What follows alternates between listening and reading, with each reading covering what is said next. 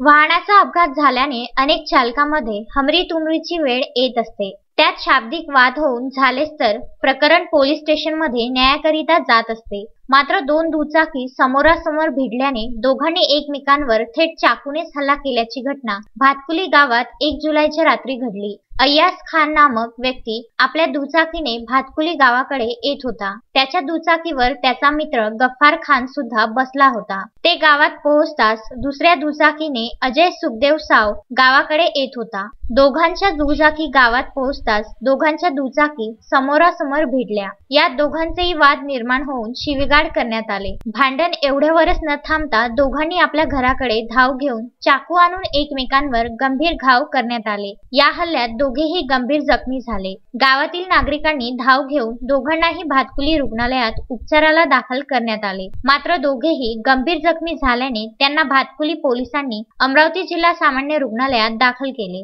भातकुली पोलिसांनी दोघांविरुद्ध गुन्हे दाखल करण्यात आले. उपचार झाल्यावर दोघांनाही भातकुली पोलीस अटक करणार आहे.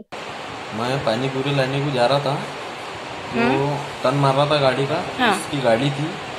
इसने बोला मेरे को ये दारू पिया हुआ था। इसने मेरे को गाली दिया मापा। मैंने गाड़ी रोका, मैंने क्यों गाली दे रहा। इसने चाकू निकाला, इसके साथ में एक लड़का था, इसने पकड़ा। उसका नाम नहीं मालूम, वो बर्थडे हुआ है वहाँ पर। इसने पकड़ा, इसने चाकू मारा। फिर उसके बाद में मेरे पास चाकू था, मैंने उसको एक चाकू मारा।